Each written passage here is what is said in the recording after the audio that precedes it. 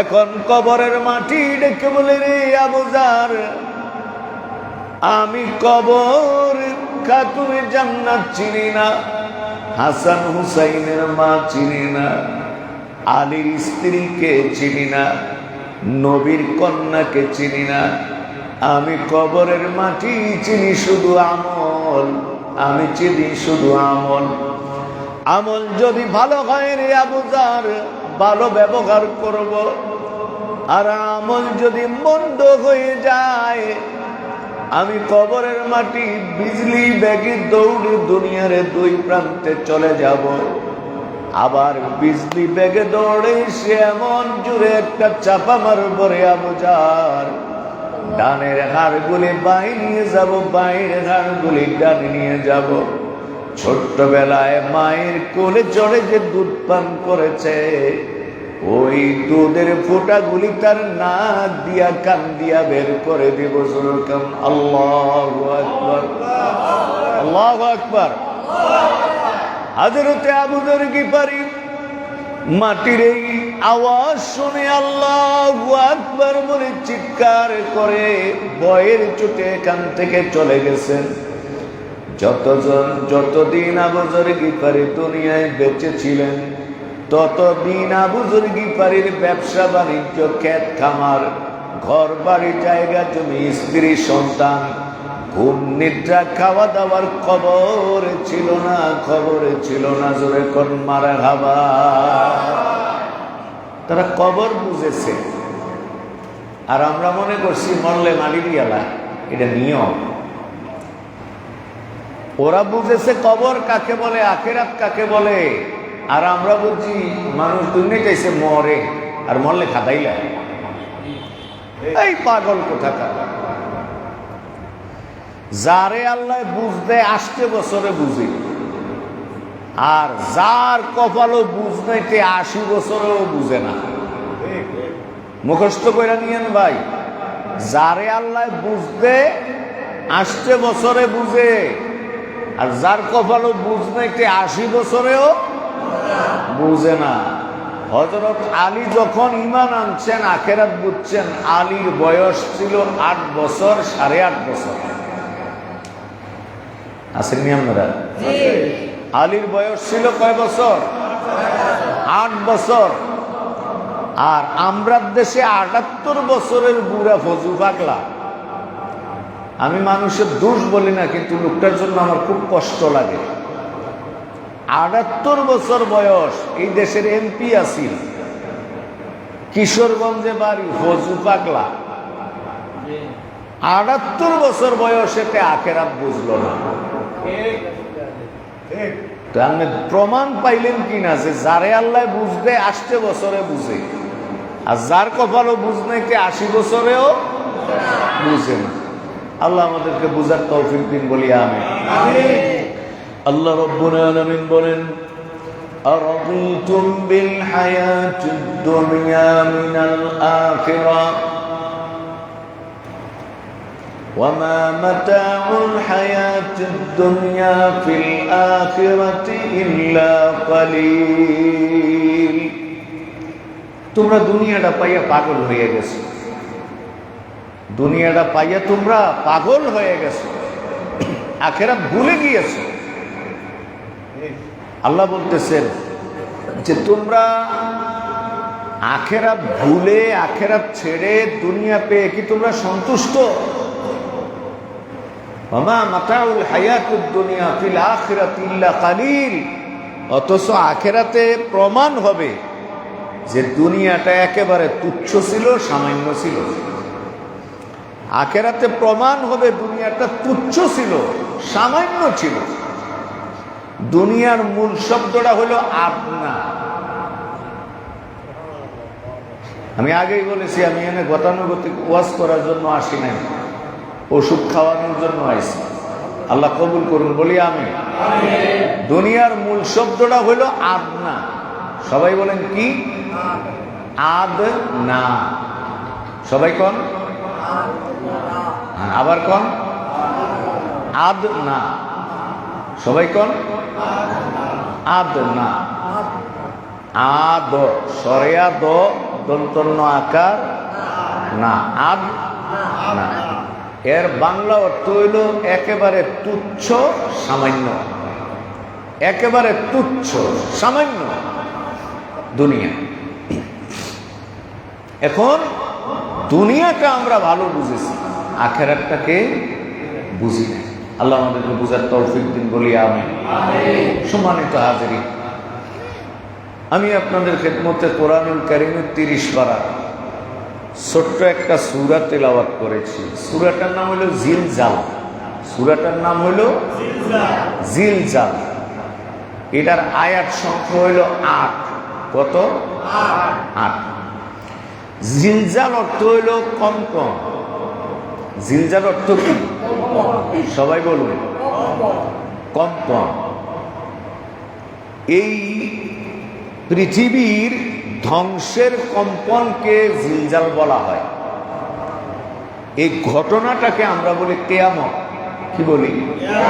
কেয়ামত মানে আসলে কেয়ামত শব্দের অর্থ হইল প্রতিষ্ঠিত হওয়া। আর আমরা যেই দিনটাকে, যেই ঘটনাটাকে কেয়ামত বলি, এটা হইল ধ্বংস হওয়া। কি? অর্থাৎ এই পৃথিবীর দালান কোটা, অট্টালিকা, চাঁদ, সূর্য, গ্রহ, নক্ষত্র, তারকা রাজি, পাহাড় পর্বত, নদী নালা, সাগর নগর, এই সব কিছু একদিন ধ্বংস হয়ে যাবে। এই ধ্বংস হইয়া আরেকটা জগৎ, আরেকটা জীবন শুরু হবে। এই ধ্বংসলীলা, এই সৃষ্টি জগৎ ধ্বংস হওয়া, এর ঘটনা ধ্বংসলীলা, আর এরপরে আরেকটা জীবন শুরু হওয়া, এটাকে কিয়ামত বলা হয়। কি বলা হয়? বুঝাইতে পারবেন নি কথাটা? আমি যদি কেউ বুঝাইতেন, বুঝাইতে পারবেন? আর সাহস করে কর না, সকলটা না পারেন কিছু তো পারবেন। যে এই সৃষ্টিটা ধ্বংস হইয়া যাইব, আখেরাত শুরু হইব, এই যে ঘটনাটা, ধ্বংসটা হওয়া, আখেরাত শুরু হওয়া, এটাকে বলে এই তো বুঝালাইছেন, এটারে বলে। এখন আল্লাহ তাআলা বলছেন কিয়ামত শুরুটা হবে কম্পন দিয়া। কি দিয়া? কম্পন দিয়া। এই কিয়ামত হওয়ার কম্পনের একটা আলামত হইল, ছোট আলামত হইল ভূমিকম্প। বুঝেন তো? কি কম্প হয়নি আপনার দেশ? হয়, সারা পৃথিবীতেই হয়। তাইলে বোঝা গেল যে ছোট ছোট করে এখন একটা কম্পন হয়, একদিন এটা বড় আকার ধারণ করবে, বড় রূপ ধারণ করবে, সৃষ্টিকে ধ্বংস করে দিবে। আল্লাহু আকবার। ইযা যুলজিলাতিল আরদু আসফালাহা, যখন এই সৃষ্টি জগৎটা প্রবলভাবে প্রকম্পিত হবে, তো কম্পনটা যেদিন হবে সেদিনকার অবস্থা কি হবে? ইয়া আইয়ুহান নাসু ইত্তাকু রাব্বাকুম ইন্না যালযালাতাস সাআতি শাইউন আযীম ইয়াওমা তারাওনাহা তাযহালু কুল্লু মুরদি'াতিন আম্মা আরদা'at ওয়া তাদা'u কুল্লু যাতি হামলিন হামলাহা وترى الناس سكارى وما هم بسكارى ولكن عذاب الله شديد। আল্লাহ বলেন, হে মানব মণ্ডলী, তোমাদের রবকে ভয় করো, তোমাদের রবকে ভয় করো, কারণ একটা কম্পনের দিন আসতেছে, একটা শক্ত ভূমিকম্প আসতেছে, একটা শক্ত কম্পন আসতেছে।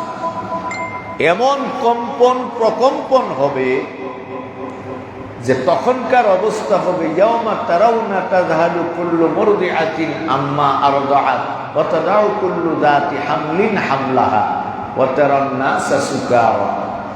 আল্লাহ বলেন, তখন যখন আল্লাহ ইসরাফিলকে বলবেন যে সিংহাটা ফুঁক দাও, সিংহাটা একটা ফুঁক দিলে জগৎটা কাঁপতে শুরু করবে, এমন কাঁপ, কম্পন কাকে বলে? তুফান শুরু হবে, হিমালয় মেঘালয় বিসুবিয়াস পর্বতগুলি তুলার মতো উঠতে থাকবে, পশমের মতো উঠতে থাকবে। আটলান্টিক মহাসাগর, প্রশান্ত মহাসাগর শুকিয়ে সেখানে আগুন লেগে যাবে। কি লেগে যাবে?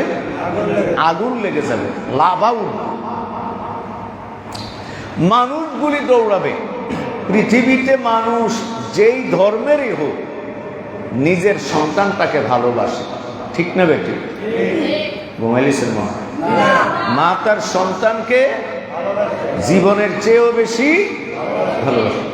এই মা সন্তানকে দুধ পান করাইতেছিল। আল্লাহ বলেন মা তার জীবনের চাইতে ভালোবাসে যে বাচ্চাটা, এটা এইভাবে ছুঁড়ে ফেলে দিল ভয়ের চোটে। ভয়ের চোটে মা গর্ভবতী ছিল, 5 মাস 6 মাস পেটে সন্তান। এই কম্পনের চোটে মায়ের গর্ভের সন্তানটা আপনি প্রসব হয়ে যায়, আপনি প্রসব হয়ে যাবে। আমি আপনি যখন দুনিয়া আসছিলাম তখন তো সিজার ব্যবস্থা ছিল না। মা খুব কষ্ট করতেন। আর দায়ী মা বলি আমরা, একজন মহিলা আরো কয়েকজন মহিলার সহযোগিতা নিয়ে আমাকে আপনাকে আস্তে আস্তে টাইনা দুনিয়া আনছেন, ঠিক না বেটি? এই সময়ে অনেক মা কিন্তু মারা যায়, দেখছেন নি আপনারা? অনেক মা মারা যায়। তো মায়ের গর্ভ থেকে যে সন্তানটাকে টেনে দুনিয়া আনতে হয় আর মা মরণ যন্ত্রণা সহ্য করে, তখনকার কম্পনের ছুটে ওই সন্তানটা গর্ভ থেকে আপনি ঝরে পড়ে যাবে। আল্লাহু আকবার। ওয়া তারান নাস সুকারা, মানুষ এমন ভাবে দৌড়াদৌড়ি করবে মনে হয় যে তারা নেশা করছে। ওয়া তারান নাস সুকারা, তাদেরকে দেখলে মনে হবে এরা যে দৌড়াইতেছে, মনে হয় এরা নেশা করছে। এই কথাটা আল্লাহ কেন বললেন? আমাকে আপনাকে বুঝানোর জন্য। মানুষ যখন নেশা করে তখন তার মাথা ঠিক থাকে না, ঠিক না বেটি? বউরে গিয়া জিগা মা বউ কোন বড় বউ, তাইলে বোঝা গেল তে খাইয়ে আইছে। তার বউরে তে গিয়া জিগা মা বউ কোন গরম, তাইলে বোঝা গেল কি খাইয়ে আইছে। এখন ওই যে গরুর ল্যাংজাপ দইরা সেগা তে মনে করছে তার বউয়ের চুলের কুপাত ধরছে। তে কইতে আছে কালকা দিয়ে দেখলাম চুলের বেনি 2টা আজগা দিয়ে একটা বাঁই ডাকু, তাইলে বোঝা গেল তে খাইয়া আছে। রাস্তা দিয়া 2 ফোলা খাইয়া সেগা যাইতে আছে হুন্ডা লইয়া।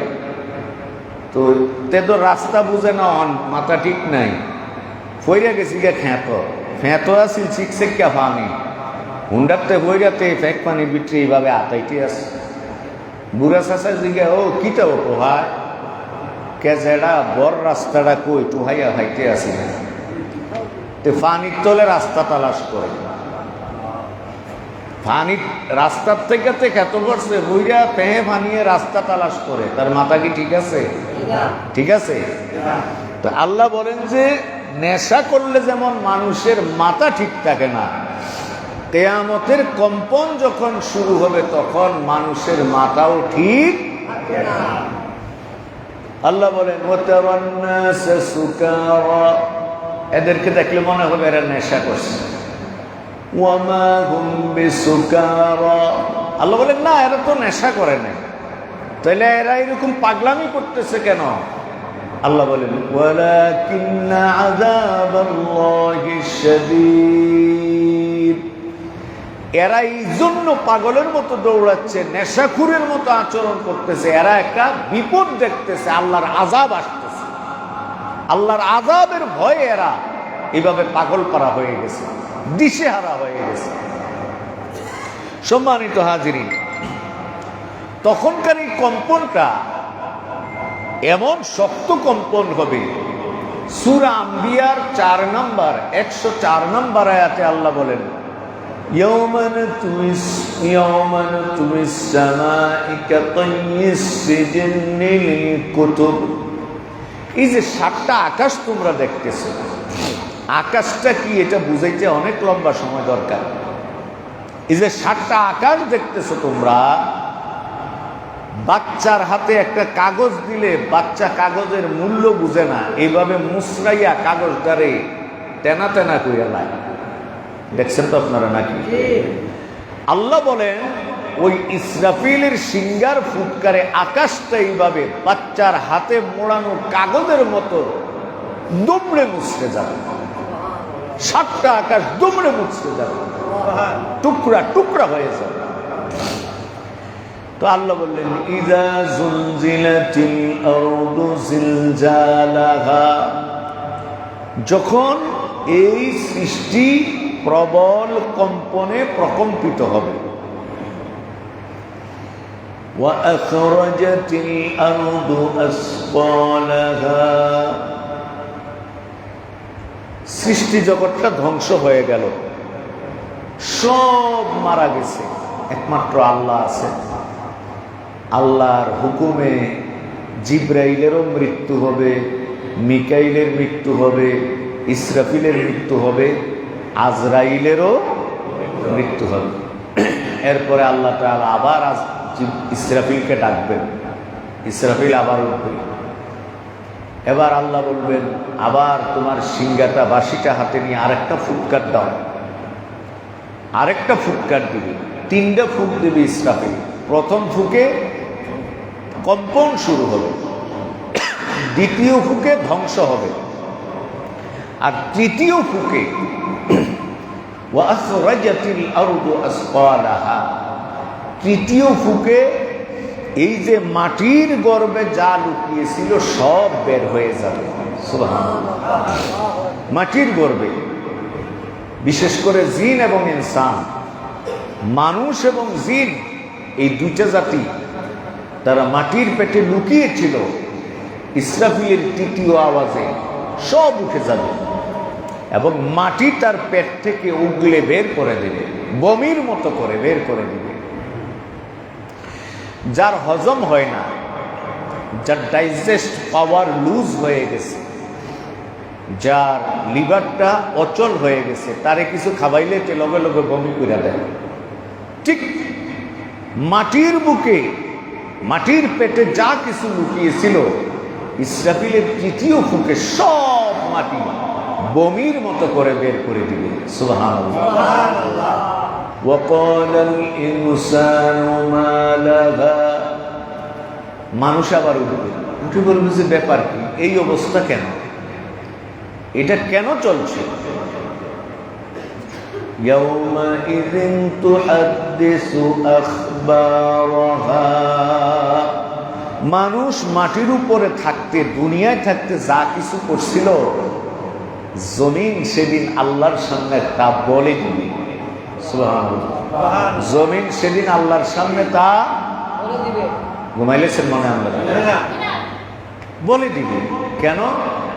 বিআন্না রাব্বাকা আওহা লাহা, জমিনকে আল্লাহ হুকুম করবেন যে দুনিয়া যখন ছিল তখন কালু মাস্তান কি করছিল, মামুন সাইদি কি করছিল, মাহমুদুল হাসান মাদানি কি করছিল, কামাল উদ্দিন হেলালি কি করছিল, এগুলি একটু বলো।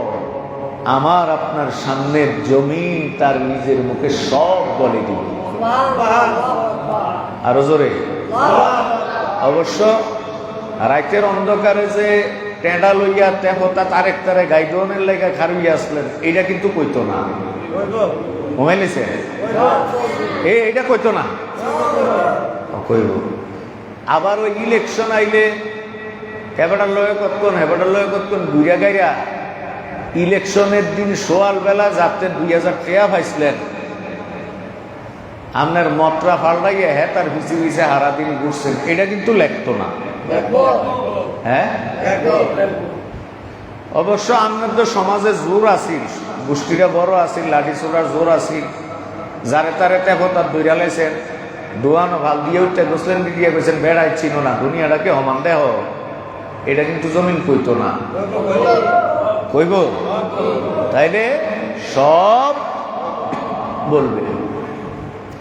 ইয়াউমাইযিন তুহাদ্দিসু আখবারাহা, জমিন টিল টিল করে সব বলে দিবে। আজি সাহেব কিতা করছে, হেলালি সাহেব কিতা করছে, সব বলে দেবে।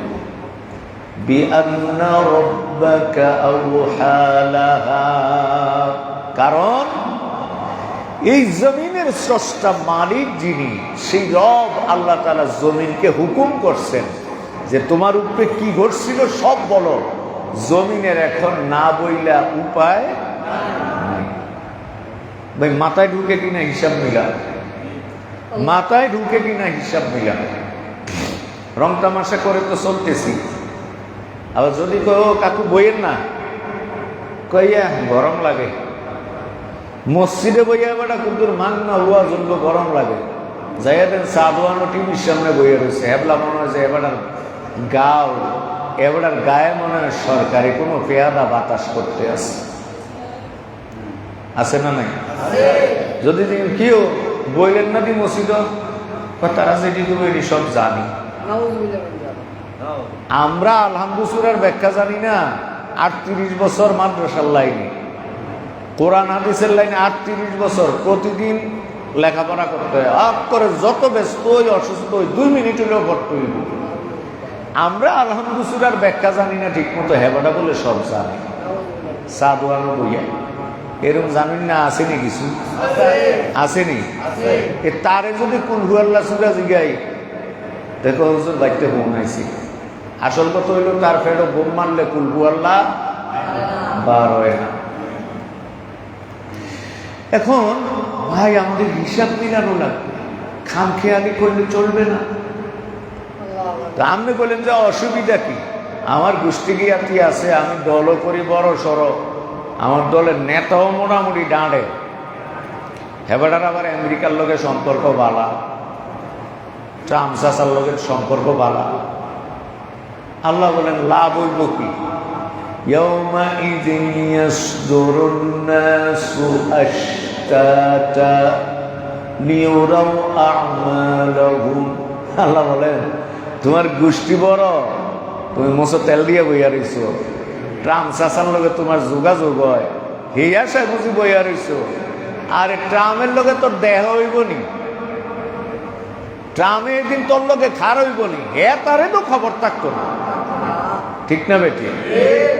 ইয়াউমাইযিন ইয়াসদুরুন নাসু আশতাতা, মানুষকে দলগতভাবে দাঁড় করানো হবে না, গোষ্ঠী জ্ঞাতি নিয়ে দাঁড় করানো হবে না, মানুষকে একজন একজন করে আলাদা আলাদা করে দাঁড় করানো হবে। আল্লাহু আকবার, আলাদা আলাদা। কারণ হলো লিয়ুরাউ আমালাহুম, দুনিয়ায় সে যা করছে তা যেন তাকটা তাকে দেখানো যায়। সুবহানাল্লাহ। দুনিয়ায় আমি যা করছি আমারটা আমাকে, আপনি যা করছেন আপনারটা আপনাকে যেন আল্লাহ দেখাইতে পারেন, এজন্য একা একা আলাদা আলাদা করে দাঁড় করাবেন। সুবহানাল্লাহ। নবীরা পর্যন্ত সেদিন অসহায় হয়ে থাকবে। শুধু হাসরের আলোচনাটা করলে কয়েক ঘন্টা সময় দরকার। হাসরের আল্লাহর নবী সাল্লাল্লাহু আলাইহি ওয়াসাল্লাম হাসরের আলোচনা করতেছিলেন। পর্দার আড়াল থেকে নবীর স্ত্রী মা আয়েশা কান্না করে লুটে পড়ে গেছেন। জোরে কোন সুবহানাল্লাহ। কান্না করতে করতে লুটে পড়ে গেছেন আয়েশা। আমি আপনি কয়দিন আখেরাতের ভয় করিয়া কাঁদছি, আমি আপনি কয়দিন আখেরাতের চিন্তা করিয়া ভয় করিয়া কাঁদছি। মা আয়েশা কান্না করতে করতে লুটে পড়ে গেছেন। উপায় নেই, উপায় নাই। কার আশায় আছে?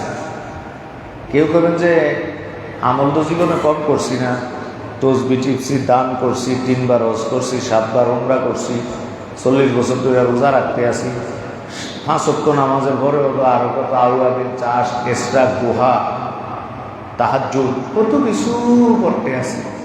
আল্লাহ আমার ব্যস্ত দিল না, দিব কারে? কে আশা বয়ে রয়েছে? তাইলে বোঝা গেল ভাই আপনি জান্নাতের দাম বুঝেন না, জান্নাতের দাম বুঝেন না। একটা ঘটনা আছে হাদিস শরীফে, বনি ইসরায়েলের একজন লোক, তারা হায়াত পাইতো বেশি, আর 1000-1500 বছর হায়াত পাইতো। একবেলা মুসো তেল দিয়া বইয়া রয়েছে যে 1000 বছর এবাদত করছে। কয় হাজার বছর? এবেলা মুসো তেল দিয়া বইয়া রয়েছে যে হাসরের দিন 1000 বছরের এবাদত লইয়া খারয়া জান্নাত আবার ঠেকায় কি? আমারে আল্লাহ জান্নাত না দিব? আল্লাহ রসুল বর্ণনা করেন, হাসরের ময়দান শুরু হয়ে গেল, সূর্যটা তার মাথার কাছে এলো, সূর্য আজ থেকে 70 গুণ তাপ বেশি দিল, 70 গুণ বেশি তাপ দিয়েছে। গুনাহগারদের এই মাথার ছাউনিটা গলে গলে ঘামের মতো হয়ে পড়ে, মাথার মগজগুলি গলে গলে টকবক করে নাক কান দিয়া বের হতে থাকবে। পানির পিপাসায় জিহ্বাটা বের হয়ে কুকুরের মতো লম্বা হয়ে নাভি পর্যন্ত চলে আসবে। ভয়ের চোটে কলিজাটা বের হয়ে করতে করতে এখান পর্যন্ত এসে যাবে। মানুষ সেদিন পানি পানি নাফসি নাফসি করে চিৎকার করবে। এমন সময় ওই বনি ইসরায়েলের 1000 বছর ইবাদতওয়ালা ব্যক্তি পানির পিপাসায় তার জীবনটা বের হয়ে যায়, দেখতে পায় একজন ফেরেশতা তার পাশ দিয়া গ্লাসে করে পানি নিয়ে যায়। ওই লোকটা ডেকে বলবে, ভাই আপনি কি পানি বিতরণকারী? ফেরেশতা বলবে, হ্যাঁ, আল্লাহ আমাকে পানি বিতরণের দায়িত্ব দিয়েছেন। বনি ইসরায়েলের লোকটা বলবে, ভাই আমার দম বের হয়ে যায়, আমাকে একটা গ্লাস পানি দিন। ফেরেশতা বলবে, পানি এমনি দেয়া যায় না, পানি এখানে বেচা কিনা হয়। বনি ইসরায়েলের লোকটা বলবে, ভাই আমার কাছে কোনো টাকা পয়সা নাই। ফেরেশতা বলবে, টাকা দিয়া বেচা হয় না। লোকটা বলবে, কি দিয়া বেচা হয়? ফেরেশতা বলবে, নেক আমল দিয়া বিক্রি হয়। বনি ইসরায়েলের লোকটা বলে, এক গ্লাস পানির জন্য কয়টা নেক লাগবে? ওই ফেরেশতা ডেকে বলবে, এক গ্লাস পানি নিতে গেলে 1000 বছরের ইবাদত দেয়া লাগবে। জোরে কোন সুবহানাল্লাহ। বেচারার পুঁজি আছে কদ্দুর? বেচারার পুঁজি আছে কদ্দুর? 1000 বছর। পুঁজি আছে কদ্দুর? 1000 বছর। এক গ্লাস পানি কিনতে লাগবে কদ্দুর? 1000 বছর। বেচারা চিন্তা করে যে তাইলে পারবো কেমনে, কিন্তু দম বের হয়ে যাচ্ছে। বলবে যে, ভাই একটা কাজ করেন, আমার 500 বছরের ইবাদত নেন, আধা গ্লাস পানি দেন। তো ফেরেশতা থেকে আধা গ্লাস পানি দিল। পানিটা খাওয়ার পরে তার পানির পিপাসা আরো বাইরে গেছে, দমটা বাইরে যায়। এখন কথা, ভাই পরের হিসাব পরে হইব, বাহি যে আধা গ্লাস আছে সেইটা দেন, আমার আরো 500 বছরের ইবাদত নেন। ঘুমাইলেছেন মনে হয়? পানি খাইলো কদ্দুর? 1 গ্লাস। ইবাদত দিল কদ্দুর? 1000 বছর। আর রইল কদ্দুর? হ্যাঁ। এবার এই বনি ইসরায়েলের লোকটা কেঁদে ডেকে বলবে, রব্বুল আলামিন, আমি বড় অহংকারী ছিলাম দুনিয়ায়, দয়া করে তুমি 1000 বছর হায়াত দিয়েছো, 1000 বছরের ইবাদত নিয়ে হাজির হয়েছিলাম। আল্লাহ হাসরের কবর বুঝি নাই, জান্নাতের দাম বুঝি নাই মাওলা। এই হাসরের ময়দানে 1 গ্লাস পানির দাম যদি হয় 1000 বছরের ইবাদত, তোমার জান্নাত ক্রয় করতে না জানি কত হাজার হাজার কোটি কোটি বছরের ইবাদত প্রয়োজন। আল্লাহ, ইবাদত দিয়া আমি তোমার জান্নাতটা কামাই করতে পারলাম না। তুমি মাওলার দয়া ছাড়া আমার জান্নাত পাওয়ার কোনো উপায় নাই। দয়া করে তুমি আমাকে জান্নাত দান করো। জোরে কোন সুবহানাল্লাহ। হেবেটা 1000 বছরের ইবাদত লইয়া খার হইছিল, 1 গ্লাস পানি কিনা শেষ। আপনি কদ্দুর লইয়া রেডি হইছেন? আমার হিসাব ভাই আপনি পারবেন না, আর আপনার হিসাবটাও আমি পারবো না। বাইক গিয়া ঘুমানোর আগে শুয়ে শুয়ে নিরালে 2 মিনিট চিন্তা করেন যে হেবাটা যদি 1000 বছরের আবাদত দিয়া খালি 1 গ্লাস পানি খাওয়ান লাগে, তাহলে আমি কদ্দুর ফুজি করে লইছি, আমি কদ্দুর ফুজি লইছি। আল্লাহ আমাদেরকে বুঝদান করুন, বলিয়া আমি। সম্মানিত ভাইরা আমার, হাসরের ময়দান এত কঠিন ময়দান হবে, নবীদের পেরেশানির শেষ নাই। আমাদের নবীজি মেরাজ করেছেন, বলেন মারহাবা। মেরাজে আল্লাহ পাক নবীজিকে 7 আকাশ ভ্রমণ করিয়েছেন, তারপরে বাইতুল মামুর, লৌহ কলম, সিদরাতুল মুনতাহা, জান্নাত জাহান্নাম সব দেখিয়েছেন। জাহান্নামের ভিতরে কারা কারা আছে, কোন পাপের কি শাস্তি আল্লাহ দেখাইছেন। জান্নাতের ভিতরে কারা কারা আছে, কোন নেকে কার কোন মর্যাদা আল্লাহ তাআলা তার হাবিবকে দেখিয়েছেন। হাসরের ময়দানের অবস্থাটা কি হবে এইটাও আল্লাহ পাক তার রাসূলকে মেরাজের ভিতরে দেখিয়েছেন। আল্লাহর নবী বর্ণনা করেন, উম্মত আমার, আমাকে আল্লাহ রব্বুল আলামিন মেরাজের মাধ্যমে দেখিয়েছেন হাসরের ময়দানে নবীদের অবস্থা আমি দেখেছি। আমার ভাই হযরতে মূসা, আপনারা কি নাম শুনেছেন? নবী মূসা আলাইহিস সালাম আরশে আজিমের খাম্বাটা বুকের সঙ্গে জড়িয়ে ধরে চিৎকার করে করে কাঁদে, ইয়া রব্বি লা আসআলুকা আল-ইয়াওমা লিয়াবি, লা আসআলুকা আল-ইয়াওমা লিউম্মি, লা আসআলুকা আল-ইয়াওমা লিউখতি, ইন্নী আসআলুকা আল-ইয়াওমা লিনাফসি নাফসি।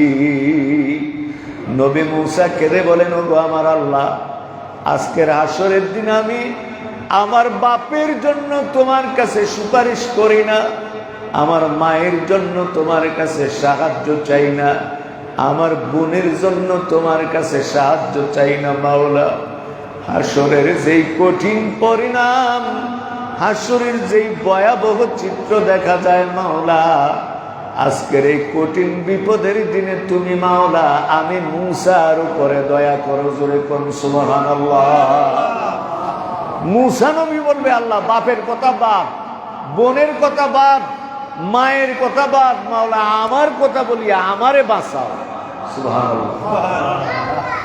সম্মানিত ভাইরা, খামখেয়ালি করতেছে, হাসরের কঠিন ময়দান দাঁড়াবে। আল্লাহ বলেন আলাদা আলাদা করে দাঁড় করাবো। এরপরে দুনিয়ায় পাপি পাপিয়ে দুস্তি করে, বুঝলেন বোধহয়, পাপিয়ে পাপিয়ে গুনাগারে গুনাগারে দুস্তি করে, বন্ধুত্ব করে, কি ফুসফুসায় সাদওয়ানো হইয়া এত দূরে টিপ দেয়, সোহেই ইশারা মারে, এক পাপিষ্ট আর এক পাপিষ্টরে। আবার ইমানদারে ইমানদারে দুনিয়ায় বন্ধুত্ব হয়, ঠিক না বে ঠিক? ইমানদারে ইমানদারে বন্ধুত্ব হয়, না খাইয়া ইমানদার দোস্তেরে খাবায়। নিজে একটা জামা কিনতে গেলে কয় দোস্তের লেগে একটা কিনা লাগে, আতর দোহানো গেলে কয় ইমাম সাহেবের লেগে আগে ঈদের আতরটা কিনা লাগে। আছে না নাই? এখন হাসরের ময়দানে দেখবেন ওই পাপিষ্টরা একদিকে দাঁড়াইছে আর নেককাররা আরেক দিকে দাঁড়াইছে। সুবহানাল্লাহ। হ্যাঁ, আল্লাহ তাআলা বলবেন মুমতাজুল ইয়াউমা আইয়ুহাল মুজরিমুন, গুনাহগার যারা তারা আলাদা হ, নেককারদের সাথে দাঁড়াবি না। তোদের মতো পাপিষ্ট গুনাহগার নাপাক আমল নামা নিয়া আমার নেককার বান্দাবান্দীদের কাতারে দাঁড়ালে আমার নেককার বান্দাবান্দীদের সম্মানের খেলাফ হয়, মর্যাদা ক্ষুণ্ণ হয়, অসভ্য বেয়াদব আলাদা হয়ে দাঁড়ায়। আল্লাহ আলাদা করে দিবে। ইমানদারে ইমানদারে যারা যারা খাতিল আছিল তখন দেখবো যে কি তারা দিয়ে হলে এক লগে খার হইলেছে, বুঝাইতে পারি না, সবাই একসাথে দাঁড়িয়ে গেছে। ইমানদাররা, মুহাব্বতীরা, আমলওয়ালারা, আর গুনাহগাররা আলাদা একসাথে দাঁড়াইছে। কোন কাতারে আপনি আছেন, কোন কাতারে হাসরে থাকতে চান, আপনি কাতারটা ঠিক করেন। এবার আসুন, হাসরের ময়দানে আল্লাহ তাআলা এবার হিসাব শুরু করবেন। কি শুরু? فمن يعمل مثقال ذرة خيرا يره ومن يعمل مثقال ذرة شرا يره। আল্লাহ বলেন, আমি মানুষকে আলাদা আলাদা একজন একজন দাঁড় করাইছিলাম। কেন? فمن يعمل مثقال ذرة خيرا يره, যে ব্যক্তি জাররা পরিমাণ ভালো কাজ দুনিয়ায় করছে, আমি আল্লাহ হাসরের দিন তার নিজের চোখে তাকে এটা দেখিয়ে দেব। আপনি আপনার নিজের চোখে দেখতে পাবেন জাররা পরিমাণ ভালো কাজ। আর যে ব্যক্তি জাররা পরিমাণ মন্দ কাজ করেছে, দুনিয়ায় খারাপ কাজ করেছে, আমি আল্লাহ হাসরের দিন তার আমল নামায় তার নিজের চোখে তাকে এটা দেখিয়ে দেব। নাউজুবিল্লাহ। প্রিয় ভাইরা আমার, তাইলে আমরা ফাঁক করতে মনে করি যে হাজির সাহেব দেখছে না। হাজির সাহেব দেখলে না গরম দেহাই লইলে রাস্তার ইটটা নিলি কিরে, রাগ করতেছেন আপনারা? বুঝার জন্য বলছি। একজনের রাস্তার একটু যে গেটে আছে, ভাই মসজিদের সামনে তো খাবলাইয়া খারি দিয়ে মারি লই যে গেটে আছে, মানে হাজির সাহেব দেখলে না ছিলেন তো ভাই মাটি নেস কিরে, ইটটা নেস কিরে, রাতকে আই আমদার কুন্দার লয়ে গেছেন। আল্লাহ হুজরাখানার কাছে আই আবার শুই দিয়ে চাইছে, কামাল হুজুরে ঘুমায়নি, যে দেখে যে হে বেড়ার নাকের ডাহে ট্রাকের ইঞ্জিন ফেল, এমন ঘুম দিছে কামাল সাহেব, অনেক সুযোগ। আমরা মনে করি হাজি সাহেব দেখছে না, হেলালি সাহেব দেখছে না, মামুন ভাইয়ে দেখছে না, অমুক ভাইয়ে দেখছে না, আমরা মনে করি। আল্লাহ বলেন, কেউয়ের দেখা দরকার নাই, হাসরের দিন তো তুমি নিজেই দেখবা। ঠিক না বেটি? হাসরের দিন তোমার কাজটা তুমি নিজেই দেখবা। আরে ভাই, নেকামলের প্রতিযোগিতাটা করতাম না, খালি নেতা ওনের প্রতিযোগিতাটা করলাম। নেতা হওয়ার প্রতিযোগিতা। আখেরাত বুঝি না, আখেরাত বুঝি না। নেক আমল, আল্লাহর বহুত বান্দা আছে গোপনে গোপনে নেক আমল করে। ঠিক না বেটি? আল্লাহ ছাড়া কেউ জানে না। এক সুরের কথা কুমু আমদারে, ঘুমাই গেছেন বুধান্দারে, মজার ঘটনা, সুরের কথা। সুর আসলে এটা হলো ইমানদার সুর। সুবহানাল্লাহ। নেককার সুপে সুপে নেক করে, চোরবালা ঠিক হবে না, মজা করার জন্য কথাটা বলছি। মদিনার প্রেসিডেন্ট ছিলেন হযরত আবু বকর সিদ্দিক রাদিয়াল্লাহু তাআলা। নাম শুনছেন নি আপনারা? নাম শুনছেন? আবু বকর সিদ্দিক মদিনার প্রেসিডেন্ট। একদিন এক বুড়ি গেছে, যায় কো বাবা আবু বকর। আবু বকর কো জি মা। কি রে আইছিলেন? কো আইছিলাম বাবা, আমার স্বামী নাই দুনিয়ায়, সন্তানও নাই, আমি বুড়া হইয়া গেছি, আমি কিছু এবাদত বন্দিগি করি, বুড়ি মানুষ, এবাদত বন্দিগি দিন রাত কাটাই। এখন একটা কষ্টের বিষয় হইল বাবা, আমার বাড়ি থেকে পানির কুয়াটা অনেক দূরে। সৌদি আরব কিন্তু যেন পানি পাওয়া যায় না। তো বুড়ি বলতেছে বাবা, আমার বাড়ি থেকে পানির কুয়াটা অনেক দূরে, দিনের বেলায় কোন রকম এক বেলা পানি পাইয়া উজু কইরা হারা দিন 3 বেলা নামাজ পড়িয়া লাই, কোরআন তেলাওয়াত করি, তাসবিহ করি, কিন্তু মনটা চায় তাহাজ্জুদ করতাম। এখন রাতকে আমারে পানি এনে দিব কেরায়, আমি গেলে তো পানি তুলতাম, গেলে আমি বুড়ি কুয়াত করিয়া মরিয়া থাকলেও কেউ টের পাইতো না। এখন বাবা যদি একটু ব্যবস্থা করন যাইতো, এটা ফারা যাইত। আমরা দেশে চেয়ারম্যান এমপি এলে কইল হা ইয়া আরো কিছু কও না, তোমার টাট্টি সাফ করণ লাগবো নি, এটা করে কও না। আবু বকর সিদ্দিক বলতেছেন, কিটা কইলেন মা? আপনাদের এই খেদমত করার জন্যই তো আবু বকর এই চেয়ারটা বইয়া রয়েছে, এই খেদমত করার লেগে। হযরত আলী রাদিয়াল্লাহু তাআলা নে টাসকি খাইয়া চাইয়া রয়েছে যে বুড়ি কয় কি আর আবু বকর কয় কি। তো হযরত আবু বকর সিদ্দিক এবার আলীর দিকে তাকাইয়া বলছেন, ভাই আলী, কামটা করণ যাইব নি? আসেননি আপনারা? আবু বকর বলতেছেন, আলী কামটা করণ যাইব নি? হযরত আলী মুস্কি হাসি দিয়া কো, হুজুর আমার দিকে তো চাইয়ে রুচি আর লাগিয়া, কামটা যাতে আমি ছাড়া আর কেউ না পায়। সুবহানাল্লাহ কইবেন। হযরত আবু বকর তাইলে ঠিক আছে, ওই মার বাড়ি কখনো ঠিকানা মিকানা লইয়া তুমি কামটা করিয়া লইল। হযরত আলী রাদিয়াল্লাহু তাআলা বললেন, মা ইয়ে করেন, এসা কইরা ঘুমানোর আগে পানির মশকটা আপনি ঘরের দুয়ারে বাইরে রেখা দরজা দিয়ে ঘুমাইলেন। তাহাজ্জুদের উত্তর উঠলে দেখবেন আপনার ওযুর পানি ঘরের দুয়ারে হাজির। হযরত আলী রাদিয়াল্লাহু তাআলা এসা করিয়া করে ঘুমাইলেছেন। ঘুমাইয়া রাইতে 3টার দিকে উঠা গিয়েছে ওই বুড়ির বাড়ি, যাইয়া ঘরের দুয়ারে গিয়া দেয় যে পানির মশকটা আছে, ডাক না দেন না, মশকটা এইভাবে আলগি দিয়ে দেয়, হে কেডা জানি পানি ভর্তি কইরা মশকটা ডাক না দিয়া এইমাত্র রাইখা গেছে। সুবহানাল্লাহ করছেন। হযরত আলী মনে মনে কই এই কামটা কেডা করলো, এত বড় ভাইরা আমার দেও। ও আচ্ছা, আজকে 3টা বাজে দেখা, পরের দিন আইসে 2:30 আইয়া দে এও কেডা জানি পানি ভর্তি করে রাখে গেছে। এরপরের দিন আইসে 2টা আইয়া দে তাও কে জানি পানিটা ভর্তি করে রাখে গেছে। এরপরের দিন আইসে রাইতের 1টায় তাও কে জানি পানির মশক ভর্তি করে রাখে গেছে। আলী একো আচ্ছা রাহ 14 ডরন লাগবে, কামটা করে কেডা। পরের দিন আলী কয়ে যায়, আজ আর ঘুমাইতাম না। খাওয়া দাওয়া শেষ করে আইসার সালাদ শেষ করে বউ বাচ্চারা ঘুম পাড়াইয়া দরজাটা লাগাই দিয়া হযরত আলী চলে গেছেন বুড়ির বাড়িতে। গিয়া দেয় না, বুড়ি এই মশকটা রাইখা দরজা টরজা বন্ধ করিয়া শুইয়া পড়ছে। হযরত আলী গিয়ে একটা আবজাব বইয়া রয়েছে যে চুরির কামটা কেডা করে ধরন লাগবে। এখন রাত যখন 12:30 1টা বাজছে, দেখেছে এক ভদ্রলোক জুব্বা একটা গায়ে সাদা রুমাল একটা মাথায় মুড়ি দিয়া মুখটা ডাকটা দিয়ে আস্তে আস্তে আইয়া বুড়ির বাড়ির কোনা উঠানের কোনা একটা ঝাড়ু আছে, ঝাড়ুটা দিয়া এই রুমাললায় উঠানটা ঝাড়ু দিছে, দিয়া ঝাড়ুটা জাগাত রাইখা পানির মশকটা লইয়া রওনা হয়েছে।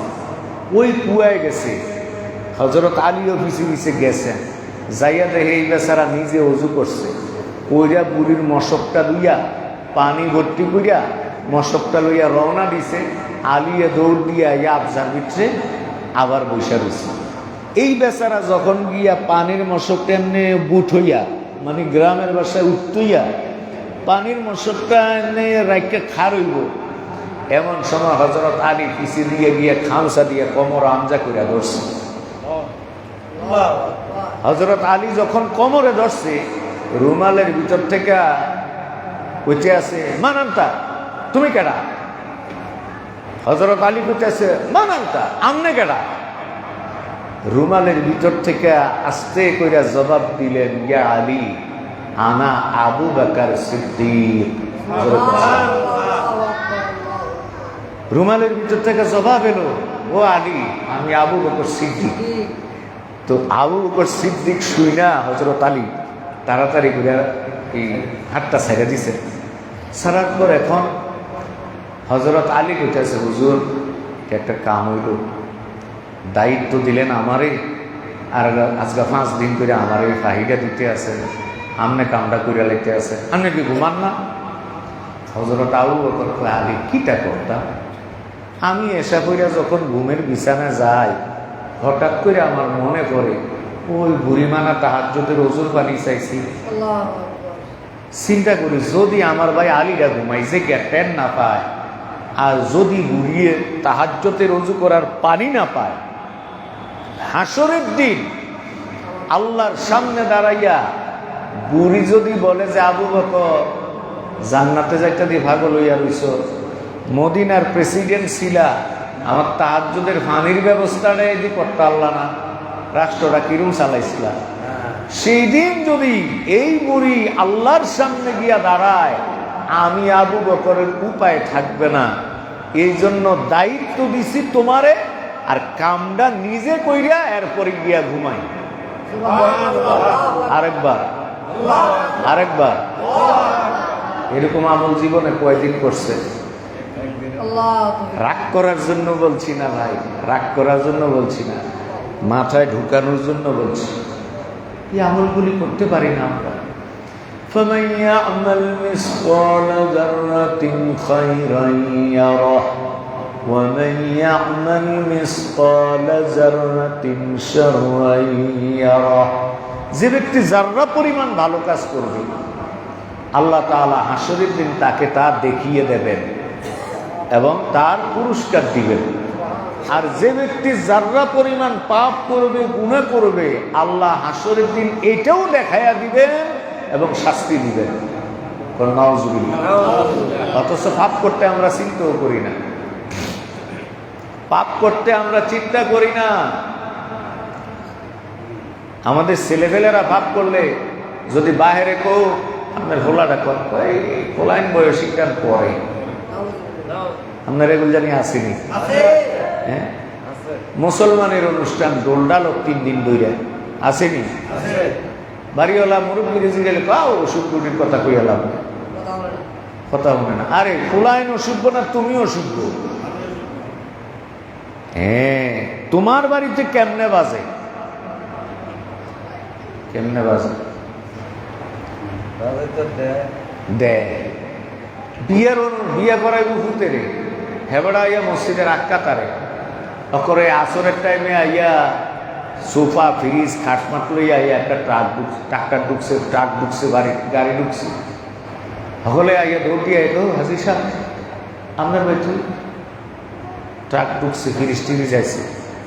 হাজির সাহেব যা যা আরেকটা উঠাকে কিও আমনে হাজির সাহেব মানুষ, আমনের বাড়ি ট্রাক ঢুকছে ফ্রিজ মিরিজ লইয়া, আপনি না যৌতুক নেন না, হেবাটা কাউ উঠতেন কইও না। আমার মাজ্জা জিয়ে জামাইটা করছে, ঘুমাইলেছেন কেডা করছে? মাজ্জা জিয়ের জামাই যদি কইরা থাকে ফ্রিজটি খাটটি দি মাজ্জা জিয়ের বাইক নিল না, আপনার বাইক ঢুকলো কেমনে? বোঝা গেল টিপটাপ আছে। কিটা বোঝা গেছে? সবাই কোন কিটা বোঝা গেছে? টিপটাপ আছে। মাওলানা কামাল রে ফাঁকি দিতে পারবেন, হাসান মাদানি রে ফাঁকি দিতে পারবেন, আল্লাহরে ফাঁকি দেওয়া যায়? ফাঁকি দেওয়া যায়? জীবনটা সোজা করেন না, এবার জীবন এবার সোজা করেন। আল্লাহ আমাদের জীবনকে সোজা করার তৌফিক দিন বলি আমি। এবার আসুন ছোট্ট করে 2-1টা কথা বলে শেষ করব। আমার ভাইয়েরা, হাসরের ময়দানে জান্নাতি মানুষগুলি 2টা রাস্তায় জান্নাতে যাইব। কয়টা রাস্তায়? কয়টা রাস্তায়? একটা হইল ফুলচেরাত পার হইয়া যাইব, একটা দল যাইব ফুলচেরাত পার হইয়া, ফুলচেরাত পার হইয়া যাইব। তো ফুলচেরাতটা পার হইতে সময় লাগবে কত বছর? রাস্তাটা কতদূর লম্বা? হ্যাঁ, হয়ে গেছে তো, সবাই কর না 30,000 বছর। খারুই থাকতে পারবেন তো? খারুই থাকতে পারবেন? পারবেন না। আরেক তারার লাগিয়া জান্নাতের লিফট এসে তার পায়ের গোড়ায় হাজির হইয়া যায়। পাউডার একটা খার হইব, দেখেছে জান্নাতের ভিতরে ঢুকে গেছে। এখন আপনি কি ফুলচেরাত দিয়ে যাবেন না লিফটে যাবেন? কেমনে যাবেন? লিফটে যাইতে চান? লিফটে যাইতে চাইলে 2টা আমল লাগবে। কয়টা আমল? সবাই বলেন আরো জোরে। 1 নাম্বার হলো আপনার প্রত্যেকটা কাজ করার আগে চিন্তা করতে হবে আমার কিন্তু আখেরাত আছে। প্রত্যেকটা কথা বলার আগে চিন্তা করতে হবে আমার কিন্তু আখেরাত। সমস্যাটা এই জায়গায় আমরা আখেরাত বুঝি না। বহুত ওয়াইজ আছে, আপনারা আমার পাগল করবেন, বহুত ওয়াইজ আছে দিনে 2 লাখ টাকা কামাই করে ওয়াজ বেচছে, সে আখেরাত বুঝে না। আখেরাত সে বুঝে না। 4টা ডাইল ভাত খাওয়ানোর লেগে কুতুর কাপড় পিন্ধন, ওষুধপত্র খাওয়ান, বাচ্চাগুলি লেখাপড়া করান, গাড়ি ভাড়া দেওয়ান লাগবো, ড্রাইভারের বেতন দেওয়ান লাগবো, তেল গ্যাস লোন লাগবো।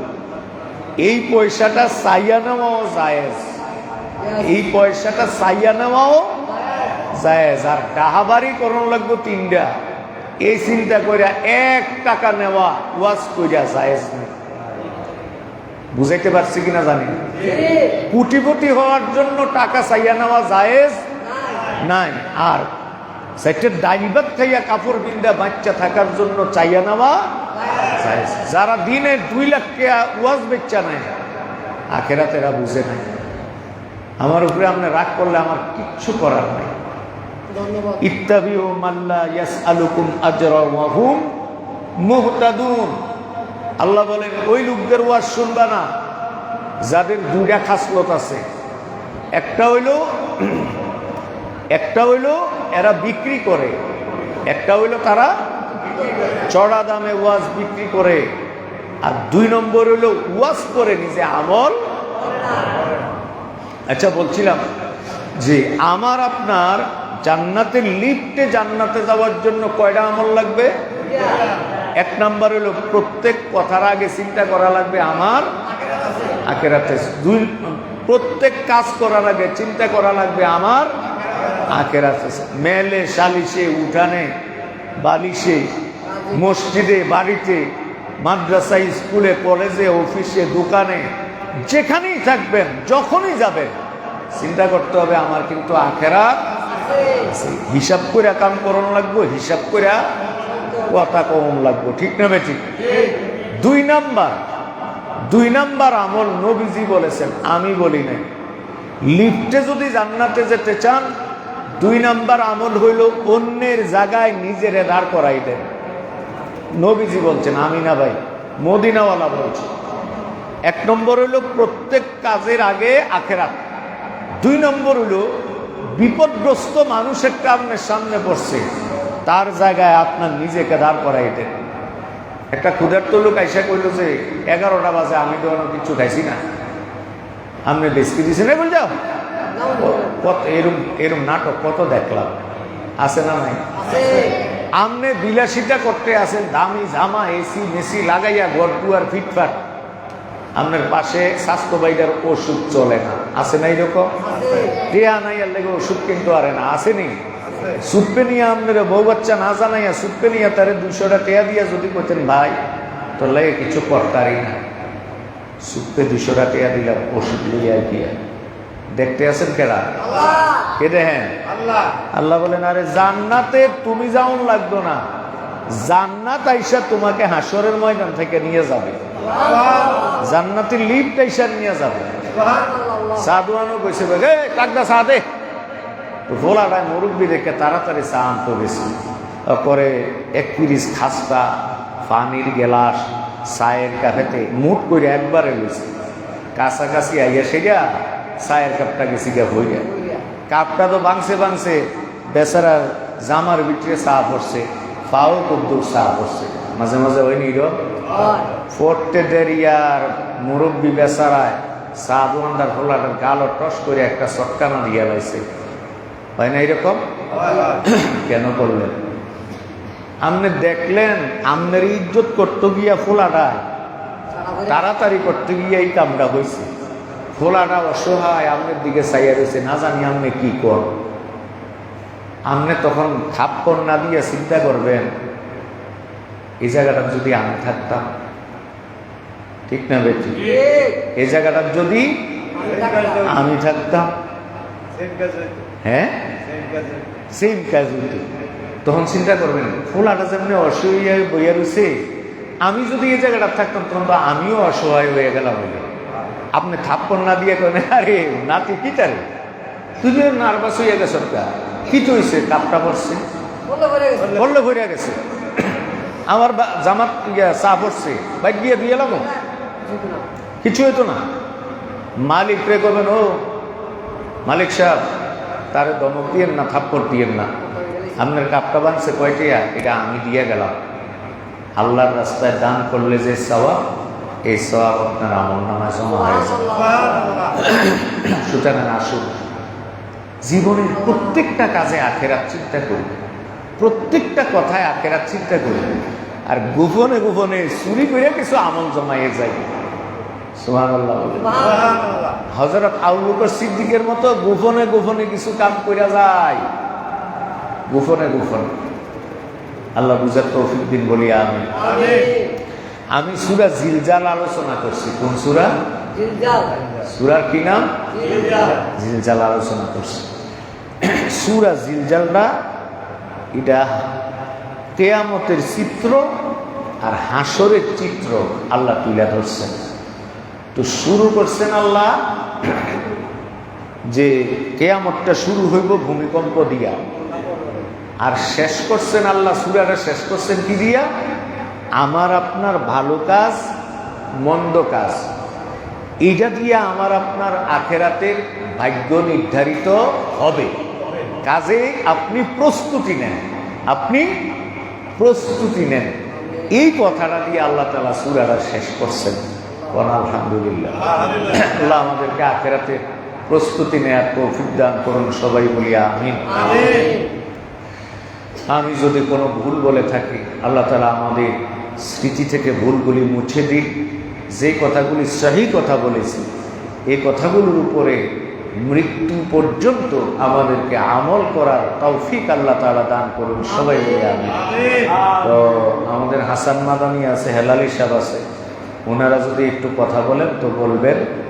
তারপরে আজান হবে 8টায়, 8:15-তে এখানে ঈশার জামাত হবে ইনশাআল্লাহ। আমরা সবাই ঈশার জামাত আদায় করে যাব। আল্লাহ তৌফিক দিন বলি আমি। আমি খুব কষ্ট দিয়ে ফেলেছি আপনাদেরকে, আল্লাহ কবুল করুন বলি আমি। আসসালামু আলাইকুম ওয়া রাহমাতুল্লাহ। সালামের জবাব দিতে হয় সবাই।